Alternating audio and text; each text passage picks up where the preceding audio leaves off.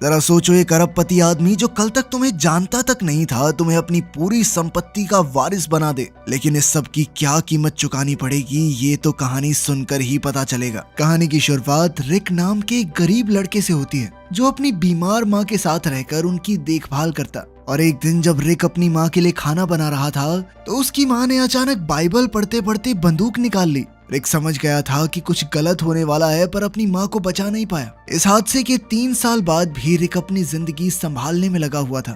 आज सुबह जब वो अपने काम पर पहुंचा तो उसे पता चला कि उसकी नौकरी किसी और को दे दी गई थी। उसे बिना किसी खास वजह के निकाल दिया गया था। जिसके बाद रिक अपने दोस्त जेरेमी के पास काम मांगने गया, जिसने जैसे तैसे जुगाड़ लगा के उसे एक बहुत बड़ी हवेली में काम पर लगवा दिया। वहाँ काम करते हुए रिक को थोड़ी चोट लग गई, जिसके बाद रिक ने वहाँ की मैनेजर एंटोनेट से फर्स्ट एड किट मांगी। जिस पर पहले तो उसने रिक की मदद करने की बजाय उसे डांटना शुरू कर दिया। पर जब रिक ने उसे बताया कि वो अपनी मरहम पट्टी करने के बाद दोबारा काम पर लग जाएगा तो एंटोनेट उसे मरहम पट्टी के लिए मैंशन के अंदर ले गई। इधर रिक अपनी मरहम पट्टी कर ही रहा था कि तभी एक दूसरी नौकरानी ने एंटोनेट के कान में कुछ बोला, जिसे सुनते ही उसने रिक को वापस बाहर जाने को कहा।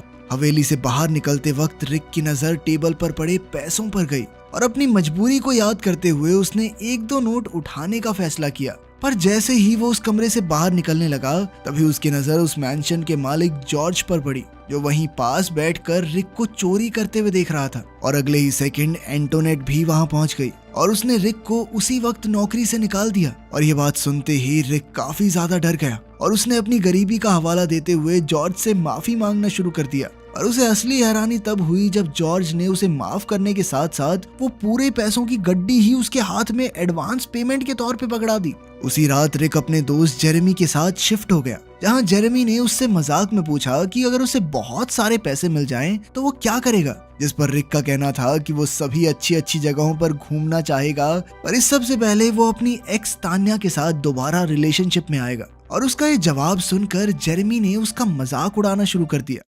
अगली सुबह रिक और जेरेमी आपस में काम बांट ही रहे थे कि तभी रिक को मैंशन के अंदर से मिस्टर जॉर्ज का बुलावा आया। और जब रिक मिस्टर जॉर्ज से मिला तो उन्होंने उसे बताया कि असल में उसके पास कोई वारिस नहीं है, जिस चीज का उसे बहुत ज्यादा पछतावा था। और इसके बाद उन्होंने रिक से पूछा कि क्या उसे भगवान में विश्वास है, जिस पर रिक के हामी भरते ही जॉर्ज ने उसके सामने पैसों का ऑफर रख दिया, जिसके मुताबिक अगर रिक मिस्टर जॉर्ज के मरे हुए शरीर के ऊपर खाना खाने को तैयार हो जाए तो वो उनकी सारी जायदाद का मालिक बन सकता है। रिक को ये सब मजाक लग रहा था, लेकिन जॉर्ज मजाक के मूड में बिल्कुल नहीं था। उसने कहा कि ये मौका तुम्हारी पूरी जिंदगी पलट सकता है। रिक इसके लिए तैयार नहीं था, पर जॉर्ज ने उसे दोबारा सोचने को कहा। कहीं ना कहीं जॉर्ज जानता था कि पैसों की कमी से ये काम करवा ही देगी।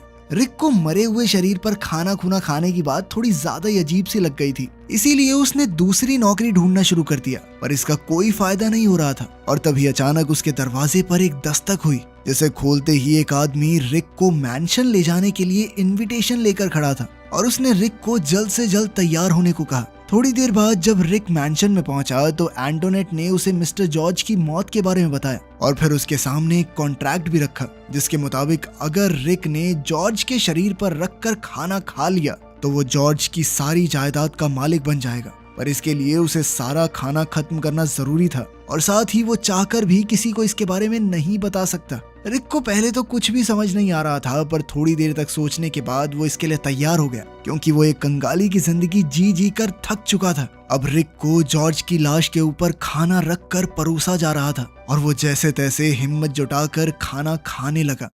इधर एंटोनेट लगातार उसे याद दिला रही थी कि उसे पूरा खाना खत्म करना होगा, अगर कुछ भी रह गया तो नहीं मिलेगी जायदाद। और जैसे ही रिक ये करने में कामयाब हुआ तो एंटोनेट ने उसके हाथ में एक कार्ड पकड़ा दिया, जिसमें मिस्टर जॉर्ज के आखिरी शब्द लिखे हुए थे, जो एक किस्म का कॉन्ट्रैक्ट था, क्योंकि उस कार्ड पर लिखा था कि अब से रिक मिस्टर जॉर्ज की सारी परेशानियां अपने सर लेने वाला है और इसके बदले में वो अपनी साफ आत्मा मिस्टर जॉर्ज को देगा। लेकिन रिक इस समय ज्यादा सोचने समझने की हालत में नहीं था और उसने बिना ज्यादा पढ़े कॉन्ट्रैक्ट पर साइन कर दिए। जिसके तुरंत बाद उसे बहुत अजीब सा महसूस होना शुरू हो गया। और जैसे ही वो वापस अपने घर आकर बिस्तर में लेटा तो अचानक से उसे ऐसा लगा मानो वो पानी के अंदर हो, और तभी चारों तरफ से आत्माओं ने उसे घेर लिया। ये मंजर देखकर वो बहुत ज्यादा डर गया। अगली सुबह जब रिक हवेली में घूम रहा था तो उसकी नजर एक आदमी पर पड़ी जो उसे घूर रहा था, पर अगले ही सेकंड वो आदमी वहां से गायब हो गया। रिक ने उस आदमी का पीछा करने की कोशिश की, पर एंटोनेट ने उसे वहीं रोक दिया,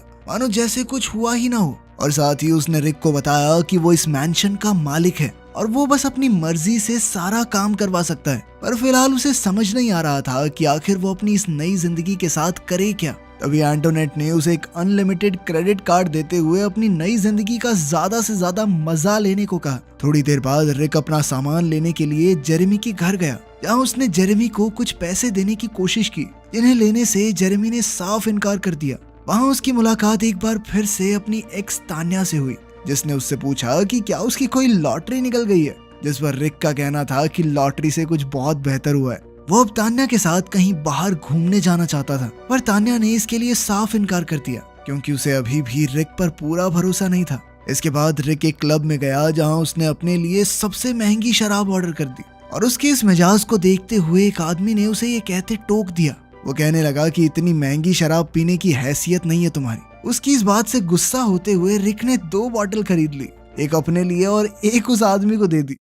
इसके बाद जब वो शराब पीते हुए वापस हवेली में पहुंचा तो उसे एक औरत दिखाई दी, और जब उसने अपनी नाक को छुआ तो उसे एहसास हुआ कि उसके चेहरे पर खून लगा हुआ था।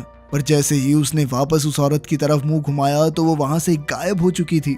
लेकिन फिर अगले ही सेकंड उस औरत ने रिक को दोषी बताते हुए उस पर हमला कर दिया, जिस दौरान रिक को एक बार फिर से पानी के नीचे होने का एहसास हुआ, और जब वो वापस होश में आया तो वो जमीन पर पड़ा हुआ था। अपनी ये हालत देखते ही रिक तुरंत एंटोनेट के पास पहुंचा, और उसने एंटोनेट पर इल्जाम लगाया कि उसने ही कोई नशीली दवाई दी होगी उसे, जिसके चलते उसे भूत दिखाई दे रहे हैं। उसकी बात सुनते ही एंटोनेट तुरंत सब कुछ समझ गई, और उसने रिक को सबसे पहले शांत होने को कहा। पर रिक को उस वक्त सिर्फ अपने सवालों का जवाब चाहिए था, और उसने तुरंत ही एंटोनेट से उस कॉन्ट्रैक्ट और मिस्टर जॉर्ज के आखिरी शब्दों को दोबारा से पढ़ने की इच्छा जाहिर की। और जैसे ही उसने वो आखिरी शब्द पढ़े तो अब उसे सब कुछ समझ आने लगा था, और अब उसे एहसास हो रहा था कि आखिर उसने क्या किया है। लेकिन उसे अभी भी भरोसा नहीं हो रहा था कि जो कुछ भी उसके साथ हो रहा है क्या वो सच में हो सकता है। जिस पर एंटोनेट ने उसे बताया कि अपनी मौत से कुछ समय पहले मिस्टर जॉर्ज अजीबोगरीब जादू टोने में लग गया था, ताकि वो अपने नसीब का पाप किसी और को दे सके।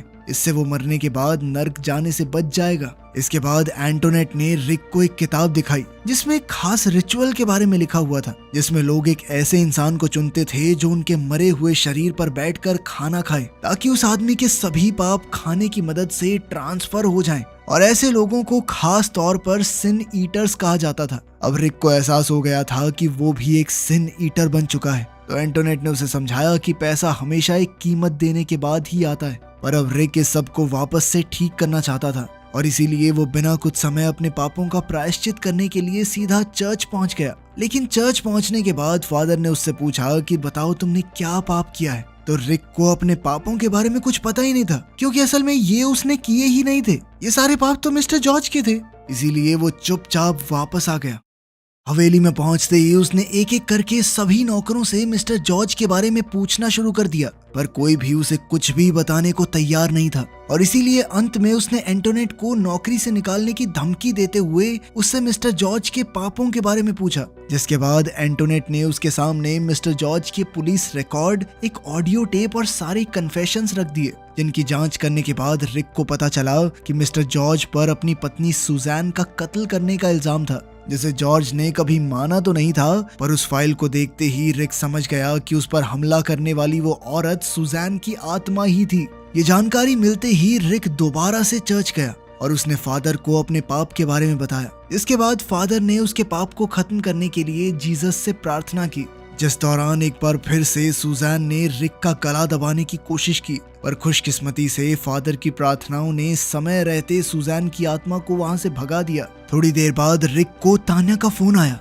जिसने उसे जेरेमी के अजीब बर्ताव के बारे में बताया, और वो चाहती थी कि रिक एक बार जेरेमी से बात कर ले। उसी रात रिक को टीवी देखते हुए एहसास हुआ कि कोई आदमी उसके सोफे के बगल में खड़ा हुआ था, और जैसे ही वो उस आदमी को देखने के लिए मुड़ा तो अचानक एक लैंप सीधा नीचे गिर गया, और जब रिक उस लैंप के पास पहुंचा तो एक मास्क पहने हुए आदमी ने उसका पीछा करना शुरू कर दिया, जिससे बचने के लिए रिक एंटोनेट को आवाज मारते हुए सीढ़ियों के ऊपर भाग गया, जहां उसकी मुलाकात खून से लिपटे हुए एक छोटे बच्चे से हुई। उसी वक्त एंटोनेट भी वहां पहुंच गई और उसने रिक की हालत देखकर उसे शांत करने के लिए बैठाया और इसके बाद उसने रिक को बताया कि असल में मिस्टर जॉर्ज भी एक बहुत गरीब परिवार से ही था और उन्होंने भी अपनी किस्मत एक सिन ईटर बनकर ही बदली थी, जिसका मतलब था कि मिस्टर जॉर्ज ने भी कई सारे पाप अपने सर लिए थे और अब उनके जाने के बाद ये सारे पाप रिक तक पहुंच चुके हैं।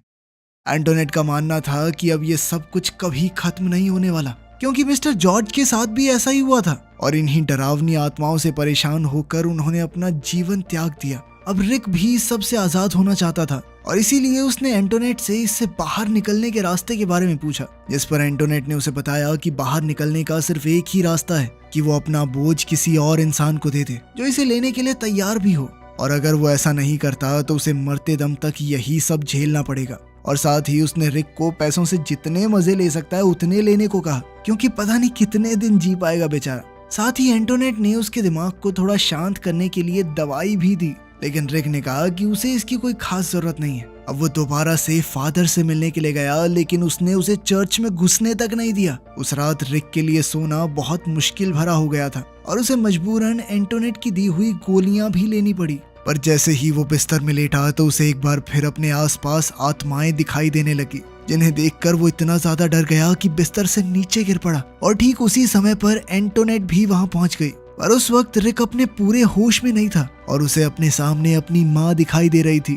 पर जैसे ही वो अपनी माँ की तरफ बढ़ा तो डॉक्टर उसे इंजेक्शन लगाकर वापस होश में ले आए, जिसके बाद रिक ने एंटोनेट को बताया कि अब वो कुछ अलग करना चाहता है, चाहे वो रास्ता कितना भी खतरनाक हो वो करना चाहता है। एंटोनेट ने उसे समझाया कि ये बहुत ही अजीब होगा उसके लिए, मिस्टर जॉर्ज तक तैयार नहीं हुए थे इसके लिए। और उसने एक बार फिर से रिक से पूछा कि क्या वो सच में अपना सारा पैसा छोड़ना चाहता है, जिस पर रिक ने कहा कि इससे तो मैं भिखारी ही अच्छा था। पर जब इसके बाद एंटोनेट ने उससे पूछा कि क्या उसके पास कोई ऐसा इंसान है जो ये जिम्मेदारी लेने को तैयार हो, तो रिक के पास इसका कोई जवाब नहीं था और उसने एंटोनेट से ही पूछ लिया कि क्या वो ये जिम्मेदारी लेना चाहेगी। पर एंटोनेट ने इससे साफ इनकार कर दिया, क्योंकि जो इंसान उसकी की हुई डील के बारे में सब जानता हो वो ये नहीं कर सकता। साथ ही उसने सुझाया कि तुम्हारा वो दोस्त है ना जेरेमी, शायद वो इसके लिए तैयार हो सकता है। पर रिक इसके लिए तैयार नहीं था, क्योंकि वो एक ऐसे इंसान के साथ बुरा नहीं करना चाहता था जिसके साथ उसने अपनी पूरी जिंदगी बिताई हो।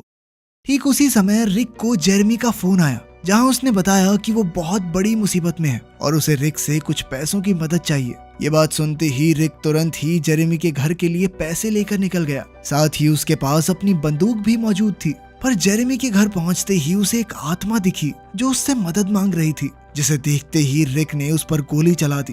पर असल में वो कोई आत्मा नहीं बल्कि तान्या थी, जो अब एक लाश बनकर उसके सामने पड़ी हुई थी। अगले कुछ सेकंड में रिक का ड्राइवर उसे लेकर वहां से निकल गया, जिसके बाद एंटोनेट ने रिक से वादा किया कि वो सब कुछ संभाल लेगी, चिंता करने की जरूरत नहीं है। लेकिन अब रिक इतना ज्यादा परेशान हो चुका था कि वो सब कुछ खत्म करना चाहता था, जिस पर एंटोनेट ने उसे याद दिलाया कि उसके लिए उसे क्या करना होगा। अब रिक बस अपना पल्ला छुड़ाना चाहता था। वो जेरेमी को भी ये श्राप देने को तैयार था और थोड़ी देर बाद ही जेरेमी वहां पहुंच भी गया। उसे तान्या के जाने का काफी दुख था, पर फिलहाल उसे रिक से किसी भी तरह का कोई काम चाहिए था ताकि उसके पास खाना खूना खाने के पैसे तो हो जाएं। जिस पर एंटोनेट ने जेरेमी को बताया कि रिक चाहता है कि वो उसके लिए एक सिन ईटर बन जाए, जिसके लिए जेरेमी भी तुरंत ही तैयार हो गया, क्योंकि उसे नहीं लगा था कि ये सब सच में हो जाएगा। थोड़ी देर बाद रिक एक टेबल पर लेट गया जहां डॉक्टर्स इस रिचुअल को तैयार कर रहे थे। एंटोनेट ने उसे भरोसा दिलाया कि ये तरीका काम जरूर करेगा। कुछ देर बाद डॉक्टर ने रिक को एक इंजेक्शन दिया,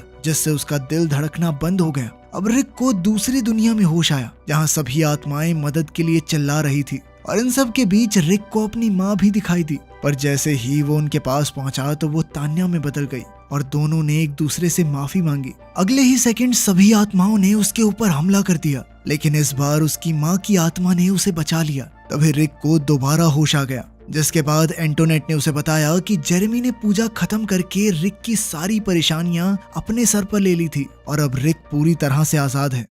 6 महीने बाद अब रिक वापस से कंस्ट्रक्शन लेबर के तौर पर काम करने लगा था। कहानी के आखिर में रिक एक पार्क में बैठा हुआ था, पर उस वक्त वो अकेला नहीं था बल्कि तान्या की आत्मा उसके साथ थी, रिक ने अपने इस पाप को जेरेमी के मत्थे नहीं डाला, क्योंकि रिक को तान्या से कोई डर नहीं लगता था। आज भी उसके दिल में कहीं ना कहीं तान्या के लिए प्यार मौजूद था। उधर एंटोनेट ने जेरेमी का नाम एक किताब में लिख दिया, जहां सभी सिन ईटर्स के नाम दर्ज थे। अब उस हवेली में मौजूद सभी आत्माएं जेरेमी को डराने लगी थी, जिसकी चीखों की आवाज एंटोनेट तक भी पहुंच रही थी। और उसकी आंखों से ये बात साफ थी कि अब भी इस हवेली के अंदर कई और सिन ईटर्स का आना बाकी है। वीडियो पसंद आई तो लाइक कर देना, चैनल को सब्सक्राइब कर लेना। मिलते हैं अगली वीडियो में।